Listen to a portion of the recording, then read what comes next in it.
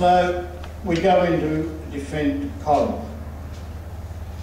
Now you must realise that out of a company of 120 we most probably had 60, 70 people, and that was your company, because of people going on R&R, people left behind for many reasons. So a company gets to defend the western part of Coral.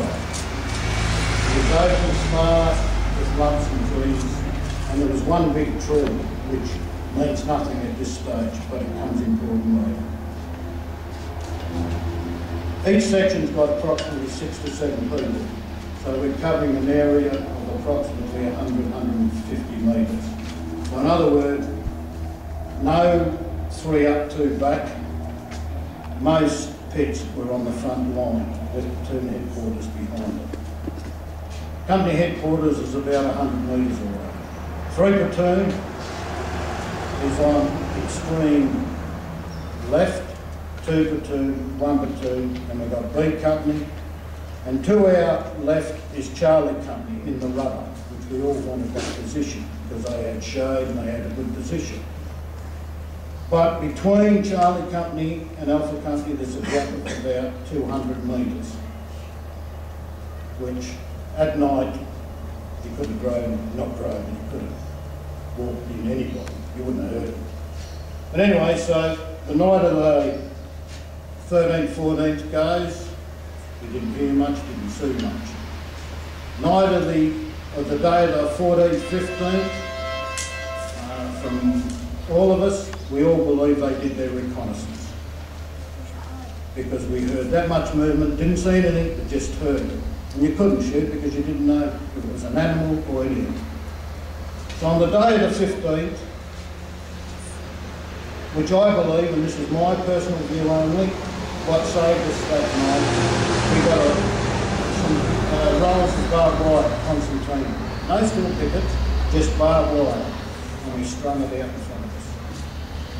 So the night of the 15th, 16th comes along, and it's all quiet, and then approximately during about 9, 10 o'clock we start seeing flares. It should have been an early warning, but you get a bit casual after a while, so we take note, just report it and just carry on. At about 12, 1 o'clock, Neil Weeks goes down because we think someone's cutting the barbed wire. We don't use a machine gun because it'll give our position away, so we use armour. So that stops, we go back and we bunker down again. At approximately 3 o'clock, suddenly Private Schultz or the Batman wakes everyone up saying we're getting hit. And to our right, about 100 metres away, is this big tree. And that's where the first rounds landed, right on this tree. And suddenly everyone woke up. That's what they're using as their own. So, after about 10 minutes, suddenly 3 of the left-hand section come in and they're wounded, and we ask where the rest of the section is, and they're being killed outright. So as the things goes on and firing and noise and everything's going on, suddenly we realise we're in a bit of pickle. We've got 3 wounded, we're running low on ammo, we've got to do something. So Neil Weeks decides we go to company headquarters, get our resupply and get rid of our wounded, which we did. But as soon as we got there, we got the biggest kick in the bum you could ever get. Because kept saying there's an airstrike coming in, there's an airstrike coming in. And I'll never forget this day or that night till I die. This plane come in so low, and the first thing I saw, I looked up and all I could see was USAF. And then it just vanished. But it was so big and so loud, next minute it dropped its name. The only thing that saved us that night, I say, is the barbed wire and the supporting arms we had. I believe we had 64 mortar guns firing on the position, plus we had Spooky, which is invaluable, plus an airstrike and choppers, gunships. And when you sit back and think back, you think, geez, that was a good spectacle. seen one chopper without headlights come in and suddenly they receive enemy fire, and next minute behind them are two other choppers with their rockets just destroying whatever fired at them. And to have all them gunships and supporting arms was, to me, what saved one RAR that night. But that's my personal view. Please do not quote me. In the morning when we did our clearing patrols and everything, we did find some enemy. To me they were drugged or used, marijuana, whatever they used, because their eyes were heavy, they just couldn't talk to you, couldn't do anything. So whether they did or not, I don't know. But anyway, in the morning we lost that night 5 KIA.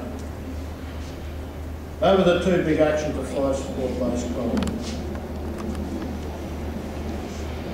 From the 17th of May to the 24th of May, what we did was just company patrols. Nothing smaller and nothing bigger. There were skirmishes, but nothing really important. On the 25th of May, B Company, before the 17th, 24th May, Colonel Dunson took over as Task Force Commander because the commander went on R&R.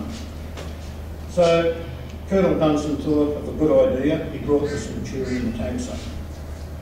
So the tanks came up to Fire Support Base Coral, 3 troops of them, and on the 25th of May they sent some tanks up to Fire Support Base Coral.